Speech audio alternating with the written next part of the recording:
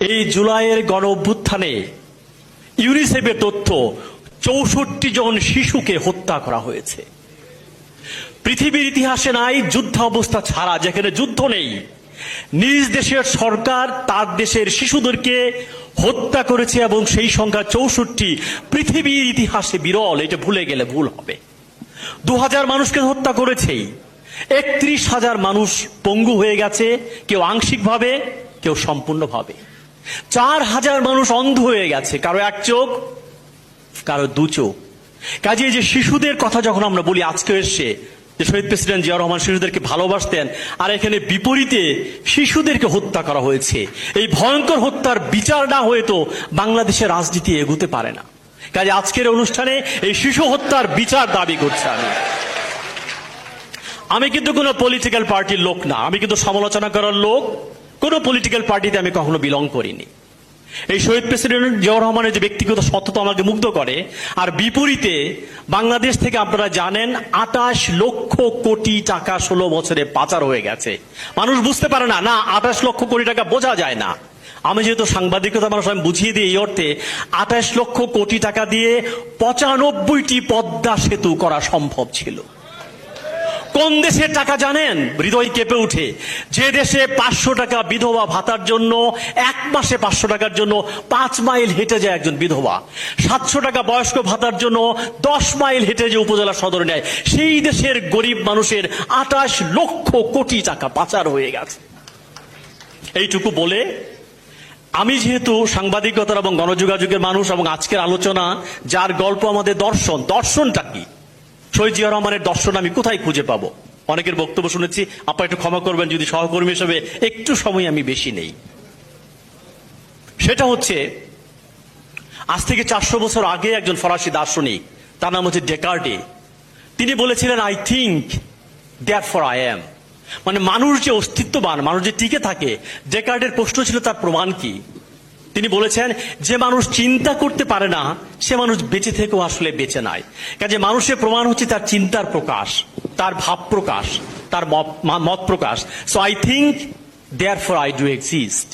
কাজে আজ থেকে এই সপ্তদশ শতকেই আমাদের আজকের এই জিয়া রহমান ফাউন্ডেশনের প্রেসিডেন্ট মহোদয় যেখানে আছেন, সেখানকার একজন বিখ্যাত কবি, তার নাম হচ্ছে জন মিল্টন। তার একটা বিখ্যাত বই হচ্ছে অ্যারিওপ্যাজিটিকা। সেখানে সপ্তদশ শতকেই তিনি ইংরেজদের সঙ্গে লড়াইয়ে মেতে উঠেছিলেন যে আমাকে কথা বলবার স্বাধীনতা দিতে হবে, আমাকে মত প্রকাশের স্বাধীনতা দিতে হবে, এবং এইটা না হলে মানুষের অন্ন বস্ত্র যাই দেন না কেন, যে কোনো স্বাধীনতার মৌলিক ভিত্তি হচ্ছে আমি কথা বলতে পারি কিনা, আমি মত প্রকাশ করতে পারি কিনা, আমি আমার ভাব প্রকাশ করতে পারি কিনা।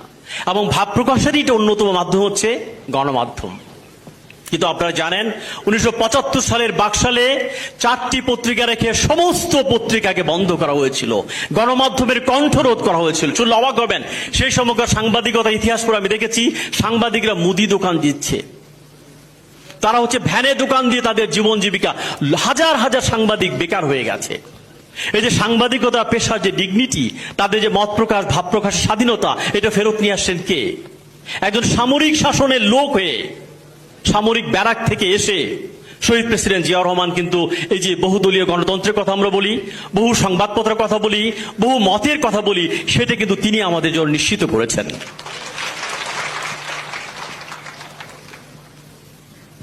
একজন মানুষ যিনি কানে শুনতেন না, যিনি চোখে দেখতেন না, যিনি কথা বলতে পারতেন না, সেই অবস্থায় তিনি হার্ভার্ড বিশ্ববিদ্যালয়ে গ্র্যাজুয়েট হয়েছেন, 14টি বই লিখেছেন।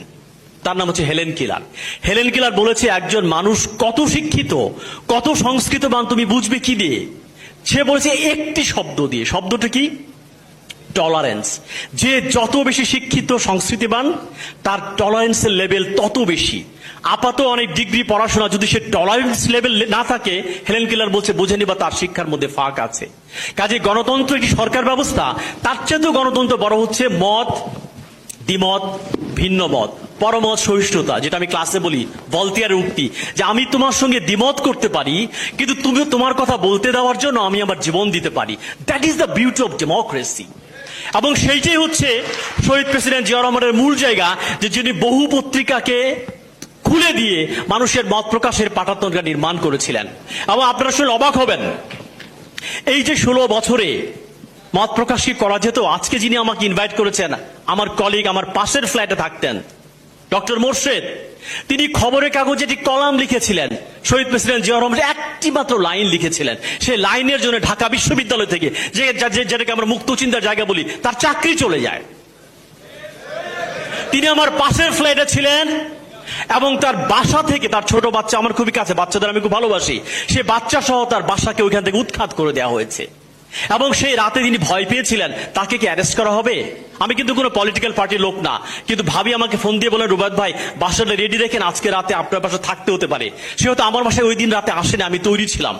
কাজে করোনার সময় আমরা দেখেছি এই যে সাবেক স্বাস্থ্যমন্ত্রী নাসিমকে নিয়ে একটা কটাক্ষ করার জন্য বেগম রোকেয়া বিশ্ববিদ্যালয়ের নারী শিক্ষককে কারাগারে পাঠানো হয়েছে। সাংবাদিককে কাজলের হাতে কিন্তু হাতকড়া পরানো হয়েছে। ফটোগ্রাফার দিকের শহীদুল ফটো তুলবার জন্য সে কারাগারে গেছে। কিশোরের কথা আপনি জানেন, মুশতাককে কিন্তু কারাগারে হত্যা করা হয়েছে। কাজে আগের বাকশালের সমাজে গণমাধ্যমের স্বাধীনতা, এবং আমি নিজে টেলিভিশনে প্রোগ্রাম করতাম, নিজের কথা বলি না, RTVর প্রোগ্রামটি, যারা এখানে আছেন অনেকে আলাল ভাই থেকে শুরু করে আমার প্রোগ্রামে আসেন, এই নির্বাচনের আগে আমার প্রোগ্রামটি কিন্তু বন্ধ করে দেওয়া হয়েছিল। আমি কোনো উত্তর খুঁজে পাইনি যে কেন আমার অনুষ্ঠানটি বন্ধ করে দেওয়া হলো। তাহলে শিক্ষাটা কি নিব? এইটা পড়বার জন্য আমি শহীদ প্রেসিডেন্ট জিয়াউর রহমানের মিডিয়া নিয়ে অনেকগুলো বই পড়েছি এবং সেখানে একটা জিনিস পেয়েছি, যেটা সবাইকে সতর্ক করবো এই কারণে, শহীদ প্রেসিডেন্ট জিয়াউর রহমান স্তাবকতা পছন্দ করতেন না। বাংলাদেশের সাবেক স্বৈরাচারী শেখ হাসিনার প্রেস কনফারেন্স আমরা দেখেছি যে স্তাবকতা যে একটা শিল্পের পর্যায়ে চলে যেতে পারে, সেটা কিন্তু শেখ হাসিনার প্রেস কনফারেন্স প্রমাণ করেছে। কিন্তু মনে রাখতে হবে, স্তাবকতা দিয়ে, সাইকোফ্যান্স দিয়ে ক্ষমতায় থাকা যায় না। শহীদ প্রেসিডেন্ট জিয়াউর রহমান তিনি সাংবাদিকদের সঙ্গে মিশতেন এবং যে জাতীয় প্রেস ক্লাব দেখেন, সেই প্রেস ক্লাবের ভবন কিন্তু তিনি করে দিয়েছেন। আগা খান ফাউন্ডেশন থেকে 10 লক্ষ টাকা দেওয়ার কথা ছিল, তিনি বলছেন না, জাতীয় প্রেস ক্লাব, জাতীয় ন্যাশনাল প্রাইড, এটা আমরা আমাদের টাকায় করবো। কাজে সাইকোফ্যান্স এবং স্তাবকদেরকে আমি সবসময় ভয় পাই। সাংবাদিকতা বইয়ের প্রথম লাইন কি জানেন?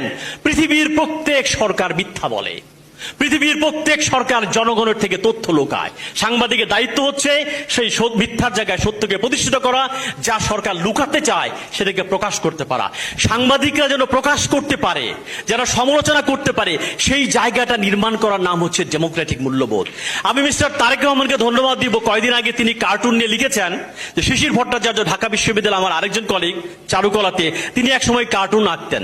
তাকে নিয়ে আঁকতেন, তৎকালীন প্রধানমন্ত্রীকে আঁকতেন। তিনি বলেছেন, আমি উন্মুক্ত করে দিলাম, তিনি যত খুশি পারেন কার্টুন আঁকুন এবং আমার সমালোচনা করুন। এই যে টলারেন্সের লেভেল, এইটা আমাকে মুগ্ধ করেছে। এবং 5 আগস্টের পরে মিস্টার তারেক রহমান একটি বক্তব্য আমার হৃদয় স্পর্শ করেছে। প্রথম বক্তব্য তিনি বলেছেন,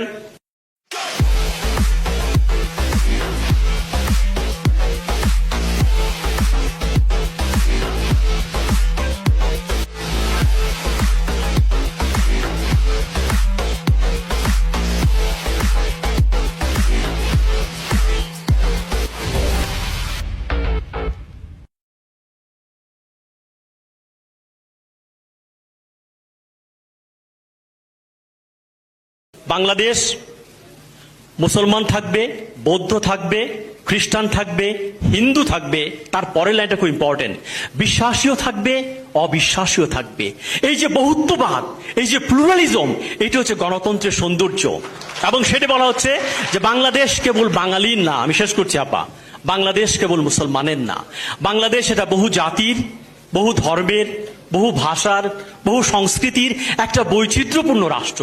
এবং রাষ্ট্র পরিচালনার এই যে বহুত্ববাদ, এই যে প্লুরালিজম, এইটা আমাদের ব্যক্তিগত জীবনে আনতে হবে, আমাদের সংবিধানের মধ্যে আনতে হবে।